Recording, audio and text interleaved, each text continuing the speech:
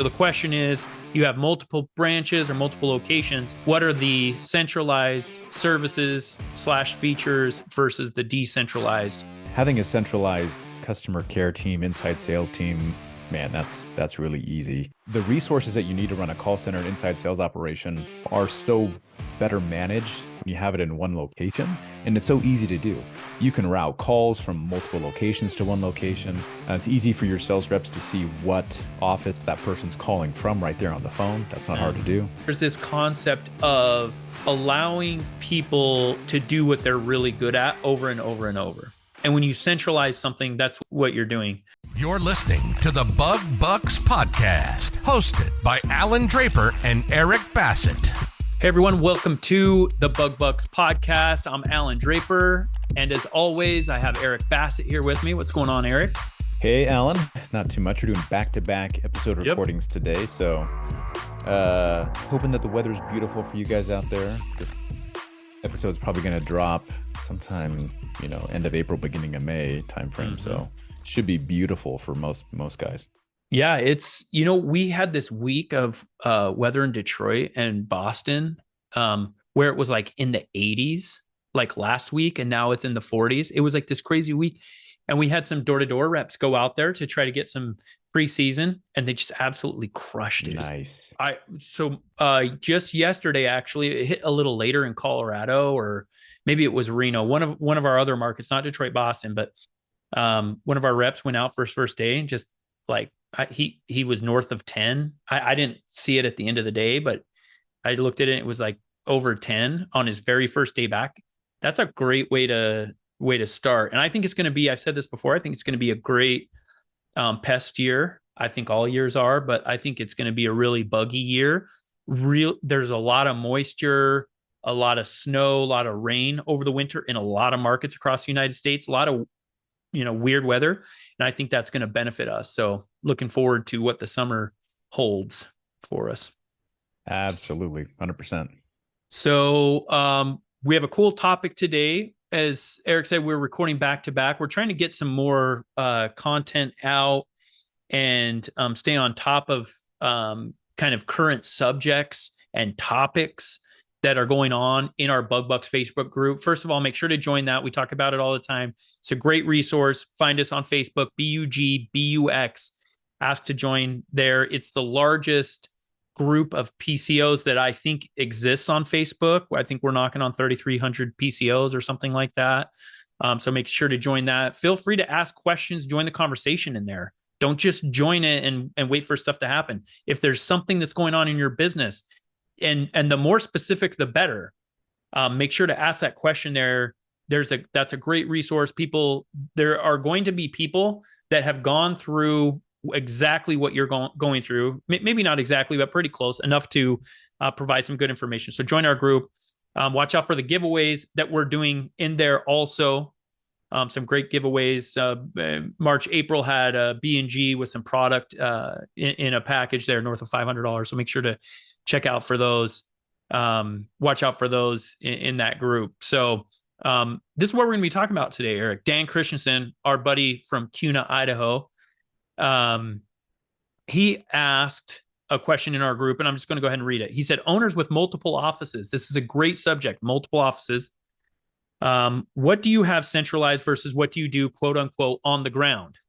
For example, if you have 3 locations, putting a call center / support office in one of them and routing all calls through it, what would be the pros and cons? So the question is, you have multiple branches or multiple locations. What are the centralized services / features versus the decentralized features or services that are offered? And, I can kick this off. We opened our first branch in early 2015. And in fall of 2016, we created our quote unquote operations / call center. And at that point, we only had 2 branches. And the idea was, now we lost money, I think, early, knowing that we were going to scale the company and that eventually it would make sense. It would have been cheaper to just have, one person taking calls in each of the 2 offices. So I think you have to have a long-term perspective. Um, and Dan in his question specifically mentioned 3 branches. I think that's certainly enough, especially if you're using the real estate from one of those to act as an operations center. Ultimately there's this concept of allowing people to do what they're really good at over and over and over. And when you centralize something, that's what you're doing. So I'm a fan of it. I don't know what your thoughts are, Eric. Yeah, I mean, before I was an owner for Natura Pest Control, I was a regional inside sales manager for Rentokil, and because Rentokil had the acquisition model, they actually had a lot of different like customer service and inside sales teams in different areas regionally. But over the years, they were consolidating a lot, because something like a call center is so easily centralized. Mm-hmm. The resources that you need to run a call center and inside sales operation are so better managed when you have it in one location, and it's so easy to do. You can route calls from multiple locations to one location. It's easy for your sales reps to see what office that person's calling from right there on the phone. That's not hard to do. It's easy to route things digitally through your CRM, regardless of where you are, as long as you're kind of acquainted with what areas your offices are from. And especially if that sales team started in one area or service team started in one area, and then you added multiple offices as you grew. Yeah. I mean, having a centralized customer care team, inside sales team, man, that's really easy. Unless you go through, of course, the acquisition game, and sometimes you acquire another company that already has a customer service team, and last thing you want to do is, nix all those new employees as soon as you acquire a company. So, yeah, I'm a big fan of centralized for customer care teams. And then as far as decentralized, just from a logistical perspective, I mean, technicians and lead technicians and service manager types, there's just not a whole lot of ways around it. You really need hands-on approach, hands-on training, hands-on evaluations when it comes to technicians and service team members. And so, obviously they have to be in different locations anyway, but the leadership that you have for those guys, I mean, you can have a regional technician or regional service manager that kind of travels between offices, and a lot of companies do that. But you got to have some guy that you can really depend on, boots on the ground type dude, lead technician, whatever you're going to call him, who can be at each of those offices that can take care of business, especially if you don't have an owner type that's at that branch. Yeah, I agree with what you said about services that you can centralize versus decentralize. And Proof follows that model. So at our branches, if you were going to go into one of our branches, the door may be locked.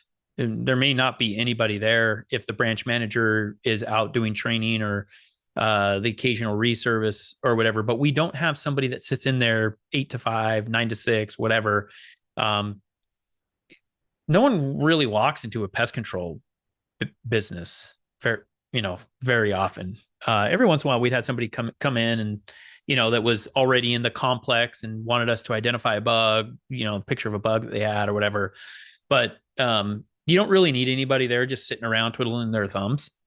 So in our locations, the only thing that they do from the branch is everything around servicing. So that's where our products are, obviously. That's where, our technicians pick up product, work on equipment, things like that. But that's what they're doing. Their job is, and we hire them because they're really good at taking care of the service. So we don't really have somebody in the office, in each office that's talking about marketing. That's centralized for us. We don't have people answering the phones. Every once in a while, someone will, request to speak with the branch manager, and we can forward to them or ask, for a call back. But it's really, we wanted to make it so that the branches had one focus, taking care of the customer. It's all we really want them to do. And so we've set it up that way. There's there's pros and cons to doing, different models. One of the really cool things about having a centralized office is you get to decide what is the more favorable economy for employees of that type, where it's more of a call center type. Depending on the size of your company, you could have 100 people working in your operations center, 50 people, whatever it is. And if that's the case, I like picking states that are more call center friendly. um you know what are the tax breaks, what is the cost of living, because for example, I operate in Long Island and Boston. Those are expensive places to live. I'm not putting a call center there just for that. So then if I have people taking calls from Arizona as opposed to Long Island, Boston, then I'm saving some money while paying the equivalent, right? I'm paying the exact same amount in terms of the cost of living. It would just be more in New York. And then there's also other things to consider, like how easy it is to hire people. I hire people in like 14 states now, 15 states on a somewhat regular basis. And I'm telling you, there are certain locations where it is just much easier to hire people. And a lot of people that have multiple branches with technicians, especially that are growing, they know this. Finding good technicians is so difficult. But I think ultimately, when you're talking about centralizing a service, the ultimate idea is, hey, we're going to get some specialists and they're going to dig into what they're really good at. And they're going to do that for multiple locations. And I think it's a great idea. Like I said, Proof started shortly after we started our second branch, and we just grew into it. So I think it was a great move. Yeah, 100%. And I agree. I think, especially with a centralized version of an office staff, like you were saying, you put that in places where cost of living is a little bit better. When it comes to call centers, Mm-hmm. that can be a big footprint for an office space. Mm-hmm. And so the last thing you want to do is have to pay for prime real estate just for a call center, where you can put that anywhere, literally, Yeah, virtually location doesn't anywhere, matter. right? And some of you guys listening might be wondering, like, hey, does it make a quality difference if the customer service team works in the same state or the same area that my customers are in? Like, is there a difference in, banter and that kind of thing? No. If your customer service reps are good, then you can't tell. I've called places that I can tell they're in a different locale, right? I can tell when I called Texas and Dallas and, some southeastern places, but I don't care where they are as long as the like how the conversation goes and the quality of the interaction is good. And that's the next thing I was going to say is, being able to keep quality training, and sales training and customer service training and quality evaluations up to par. That is so much easier to do in a centralized version, because you probably have one inside sales manager, maybe one customer service manager, maybe you have a centralized training position. And being able to do that is way easier than having individual people and coaching them up in different places and stuff like that. So that was one other thing I was going to throw out there for sure. Well, no, I mean, it's a great point, because can you imagine having a door-to-door team where like people aren't in the same office? It's one guy here, one guy there. There's this benefit to having that camaraderie, to going through the numbers and doing correlation or meetings every day, to just, the manager walking the floor, listening to the calls, being there in real time. Now there's, and we just have a few minutes here as we're wrapping up, but there's this idea that, especially since COVID, where our centralized office is becoming more decentralized. This is happening with Proof, where I have members of our quote unquote call center that don't live in the state of Arizona. And when we revisit this, several times a year, where it's like, hey, how are we doing? Like, and the ultimate goal is, let's get really good people in here to take care of our customers, to be really friendly, to help solve problems, be proactive, to create systems, to do all these things for your pest control company. And I'm a little bit old school. I'll be honest. And so I have these meetings semi-annually where I'll go to our customer service specialist and our inside sales manager and be like, okay, how is it working? And you really have to have a culture shift where, okay, so we centralize this, but now we're kind of decentralized, but they're still part of us, and figuring that out. And it's been a process. The reason why I got on board with a decentralized, like central call center, was because I read this study from England that showed that top employees are willing to work for less if they can work from home remotely, a hybrid, have some flexibility. And that really surprised me. So people are saying, you can pay me less as long as I can. It just carried more weight than money, which it translates into money, right? If you don't have to drive, less mileage on your car, less time in commute, things like that. But once I, considered that, I think it helps a little bit. But and I know that there are call center services that work the same way. People are like, when you call like a credit card or a bank or a large company, they're not in a call center really anymore. But I think the key is, and you kind of hit on this before, Eric, is you have to retain that same level of quality and continuity. And with tools today, there's a way to do it. With voice over IP phones, managers can hop in any call that they want to in real time and nobody can hear them. They could take over a call if they wanted. We record calls, so they always review them, going through scripts and things like that. So there's ways to do it. And if we're talking about any way to attain an employee of higher quality, I'm going to be listening to that idea. So, great question from Dan. Great consideration. I would say go for it, especially if you plan to continue to grow your company. Lot of upfront work. You actually set it up like a new company, and we did. It's a separate entity for us. It's a separate legal and financial entity for us. Mostly the reason is because I have different partners, and so they have to pay that that service fee, that monthly service fee to our call center and those services. So great question, Dan. Continue that conversation. Make sure to check out his post in our Facebook group. And if there's any topics, anything that you would like to hear us cover, make sure to reach out to us.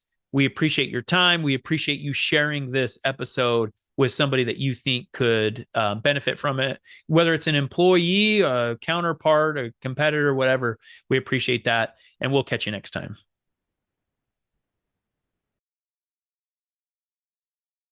If you enjoyed today's episode, please show your support by subscribing and leaving us a 5-star rating. Thank you, and we'll catch you on next week's episode.